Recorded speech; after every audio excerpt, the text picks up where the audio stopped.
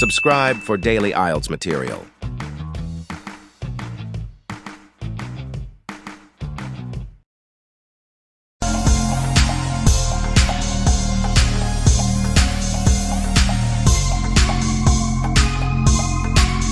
Part 1.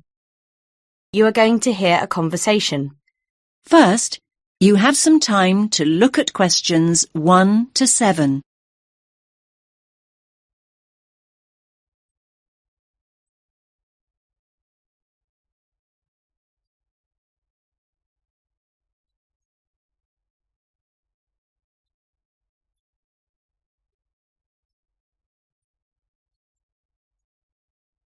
Listen carefully to the first part of the conversation and answer questions 1 to 7.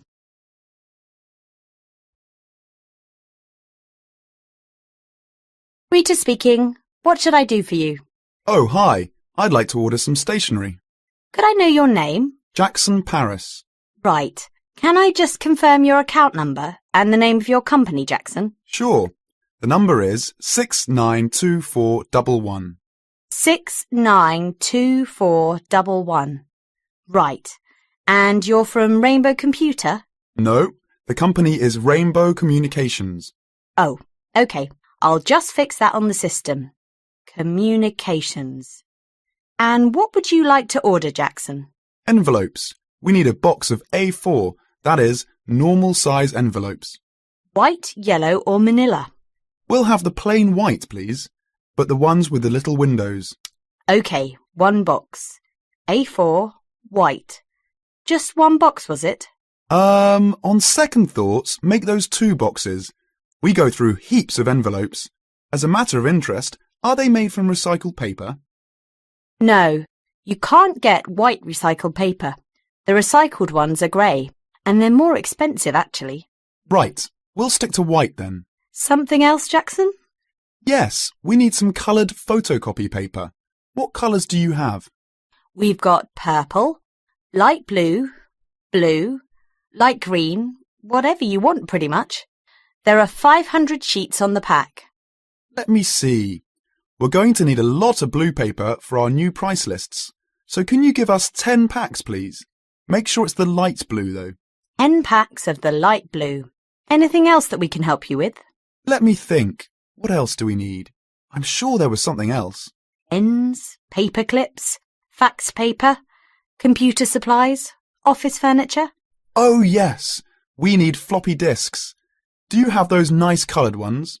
Yes, but they're a bit more expensive than the black ones. That's all right. I'm not paying anyway. Right, floppy disks. What about diaries next year? We've got them in stock already, and it's a good idea to order early. No, I think we're all right for diaries, but something we do need is one of those big wall calendars. You know, one that shows the whole year at a glance. Do you stock those? We certainly do. OK, can you include a wall calendar then, with the other stuff? Just make sure it's got the whole year on the one side. Sure. Now you have some time to look at questions 8 to 10.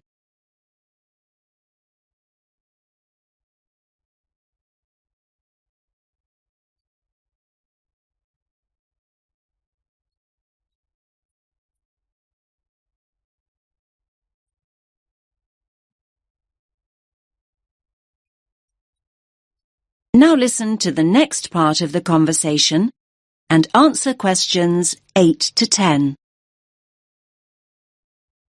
And do you have a copy of our new catalogue? No, I don't. But would you send one? Yes, I'll pop one in with the order. You'll find it a lot easier to remember what you need if you have our catalogue in front of you next time. Yes, good idea. And when can you deliver this? Should be with you tomorrow morning. Can you make sure that it's not after 11:30 a.m? Because we have to go out at 12. There's only myself here on Fridays. Fine. I'll make a note in the delivery docket that they should deliver before 11:30. Thanks very much. Thanks.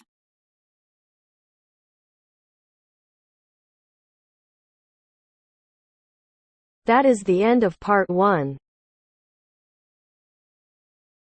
You now have half a minute to check your answers.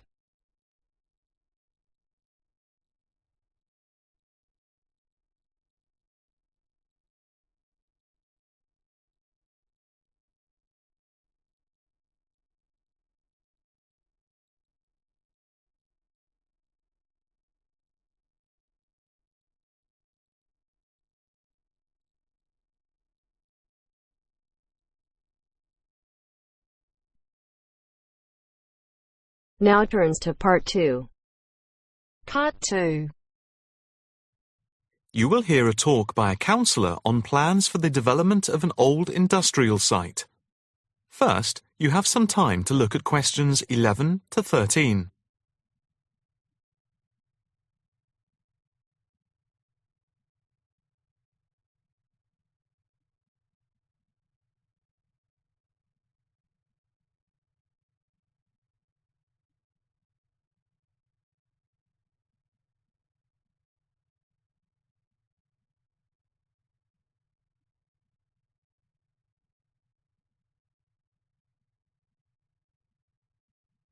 Now listen carefully and answer questions 11 to 13. Good afternoon, ladies and gentlemen.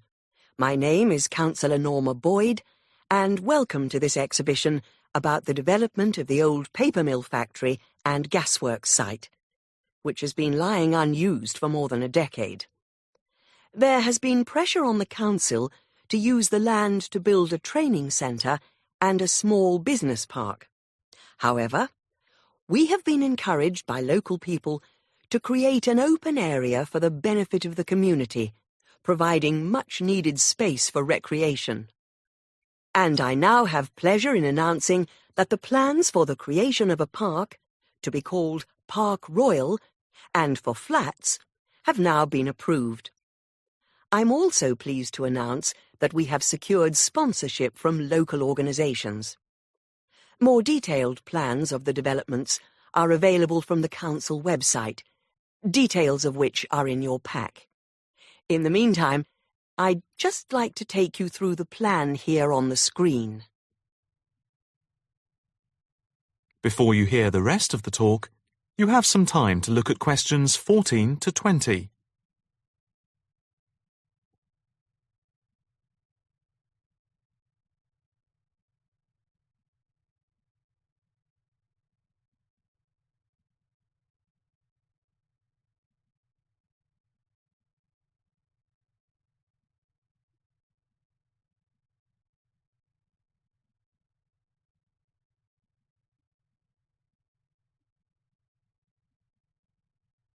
Now listen carefully and answer questions 14 to 20. If we start here at the bottom, you can see Parkside Street, where the main entrance to the park is. On the left of the entrance, in the bottom left-hand corner of the plan, there will be a block of 40 studio flats. On the other side of the entrance, there will be some workshops for local businesses. There will also be another entrance here, on the top right, which leads into Pear Street. Here, in the centre of the park, we will have an ornamental lake with paths radiating north, south, east and west to the different areas of the park.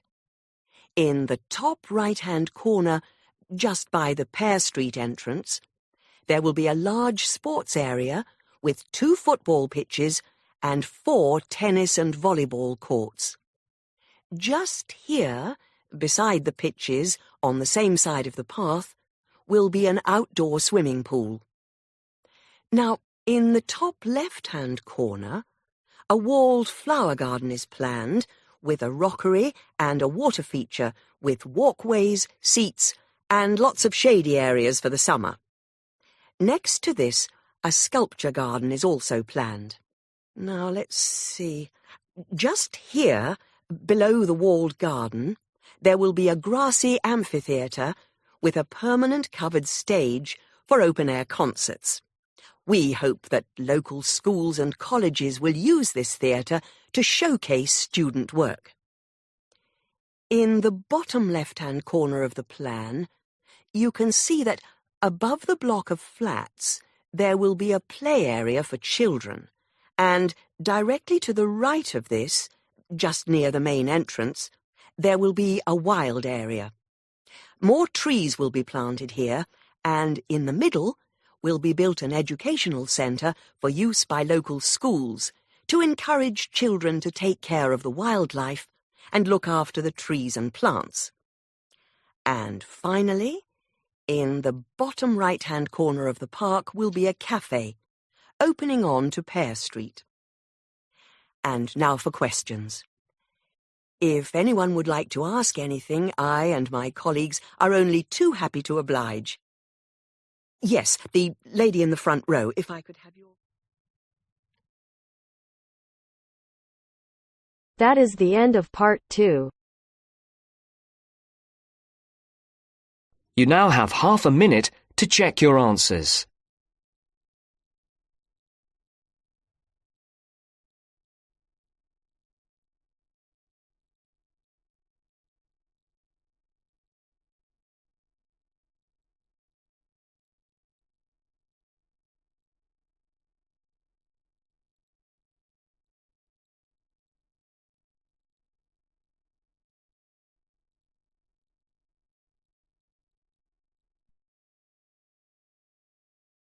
Now turns to part 3.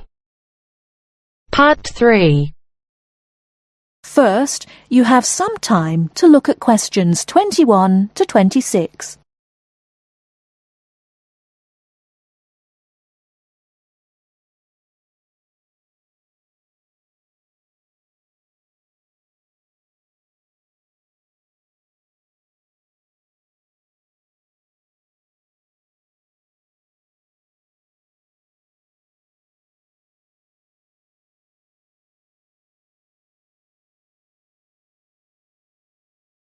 Now listen carefully and answer questions 21 to 26.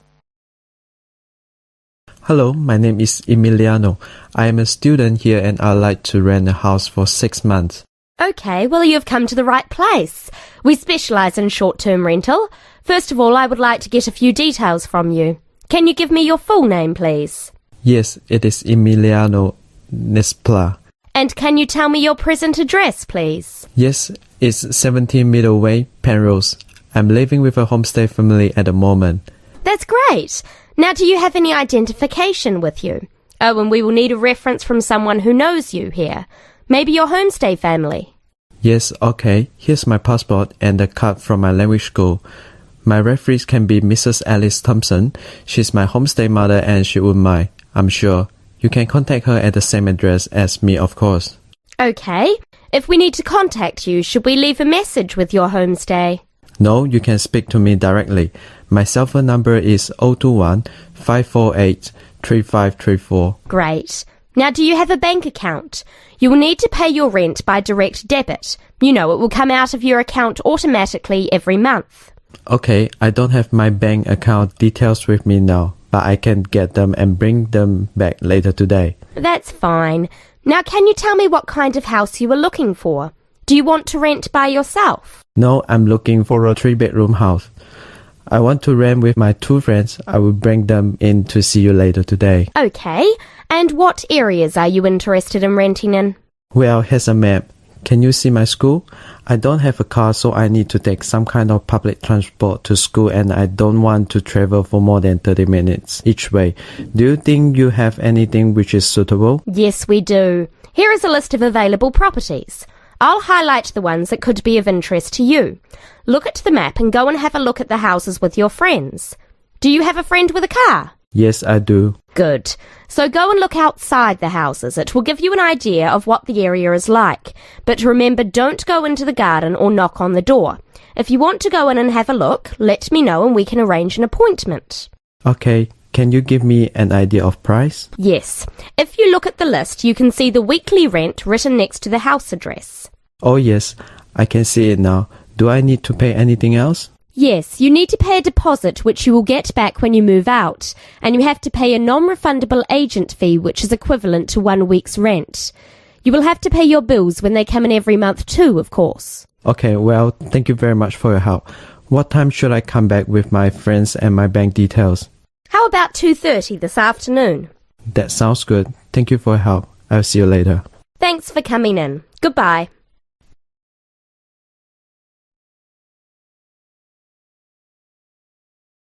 Before you hear the rest of the talk, you have some time to look at questions 27 to 30.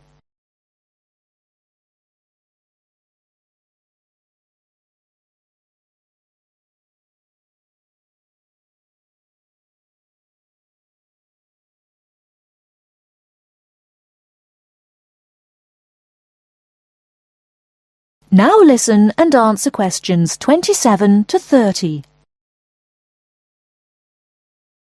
Hey, don't throw that can away. Why not? I finished with it. Yes, but you can recycle things like that. Oh, I haven't got time to recycle everything I throw away. That's a terrible attitude. Don't you care about... Hello, you two. Hi, John.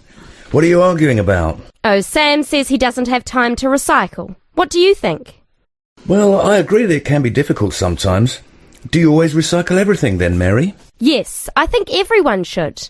I mean, look at the state of the planet. If we don't all start making an effort now, it could be too late.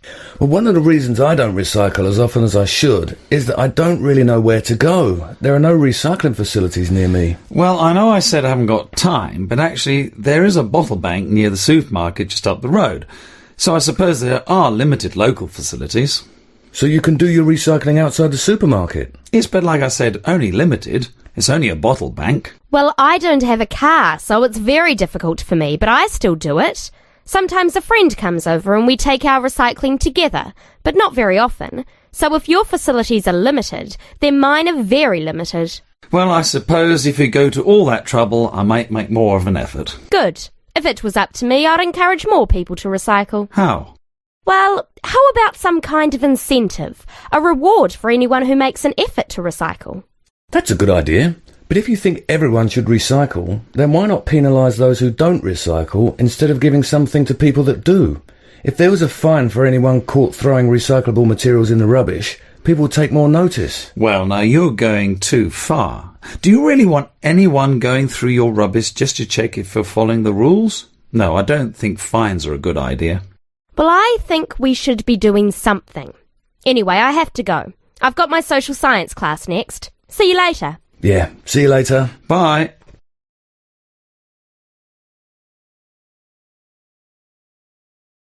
That is the end of part 3. You now have half a minute to check your answers.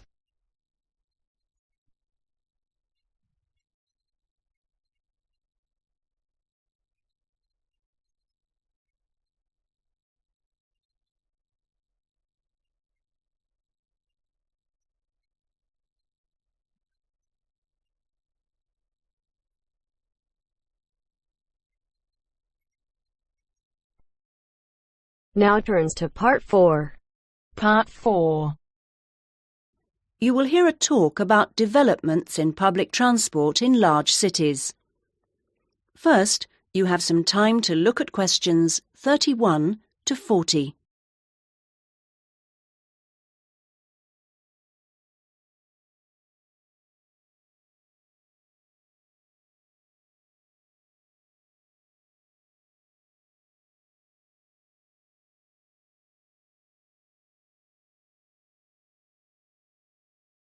Now listen to the first part of the talk and answer questions 31 to 34. That big cities around the world are getting bigger is a clear trend. This situation is going to make the issue of transport increasingly important. Cities cannot work if their people and their visitors cannot move around. This means that public transport is vital to the success of cities. And yet, private car ownership is increasing all the time. Can these two facts be contained in the same reality? Isn't the car slowly but surely strangling the city? But we must acknowledge it does have genuine benefits. Having said that, the fact that car owners can escape to the mountains is of little relevance to the issue of daily city life, in which we need to do things like ferry heavy shopping and luggage around, something the car, of course, is invaluable for. But the so-called family car is rarely occupied by a family, just a single driver taking up a lot of road space. It's not only the car that clogs up our roads, of course. Trucks are heavy, noisy and smelly intruders. But it's hard to persuade companies to opt for rail freight rather than road. They argue that it is cheaper and more flexible, and trucks are undoubtedly able to go when you want, where you want. The cost claim is false, however. Truck companies don't hold themselves responsible for the environmental costs they incur, nor are they keen to calculate the time spent on repairs or delays. So, this is our first challenge, the sheer volume of traffic. If we compare 3 developed and urbanized countries, we can see interesting differences. The UK, for example, has just over 20 million cars, 1 for every 3 people approximately, and nearly 3 million buses and trucks. These figures sound very high, but in fact the Netherlands, although only a little over a quarter the population, has more vehicles per head of population. Meanwhile, Germany, bigger than both other countries put together, actually outstrips either in terms of vehicles per head of population. Now, there is no correlation between these figures and the percentages of journeys made on public transport. This means that the route to better public transport use is not abolishing the car, but rather making public transport better. Not surprisingly, where people can choose, they choose the thing they prefer, not the thing they don't. How do people judge public transport? Well, a major survey was carried out this year, indicating that there are many aspects, from clean interiors of buses to the proximity of routes to homes and workplaces. Fare prices is a complex issue and needs to be accounted with car costs. What people seem to find most frustrating is scheduling. If the route doesn't pass their departure point when it suits them, they'll drive instead. The issue of personal safety seems to have reduced in urgency with better lighting at stops and CCTV. Now, various measures are being taken in a number of major cities, all designed to increase the appeal of public transport and thus to persuade car users to leave their cars behind and free up the city's roads. Among these is bringing in smart cards. These are purchased in advance and mean passengers spend less time waiting to buy tickets and board buses and trains, particularly when switching across transport modes within the same journey. Another initiative is the use of computers in managing scheduling with greater efficiency. But such logistical measures are not sufficient in themselves, and indeed the benefits that they bring are often less apparent to passengers than to transport managers. From the passenger's point of view, the fact that buses are becoming more comfortable is significant, because it brings them more in line with the car. Delays and diversions are, of course, deeply irritating for passengers. Even if these can't be eliminated, ensuring that passengers have more detailed information available to them will help to reduce their sense of stress. We often associate public transport with inner-city travel, but of direct benefit to passengers are systems such as taxi sharing and dial-a-bus, which provide more flexible options for suburban journeys. And finally, nothing really significant can happen without a shift in people's mindsets. The way we travel is an expression of our values about many things. Companies operating public transport are slowly but surely finding it possible to sell their services as a public-spirited alternative to the car, as awareness of environmental issues has increased radically in the last few years. Overall, then, this combination of steps and changes has a good chance of shifting the city out of the car and onto the bus and train. That is the end of part 4.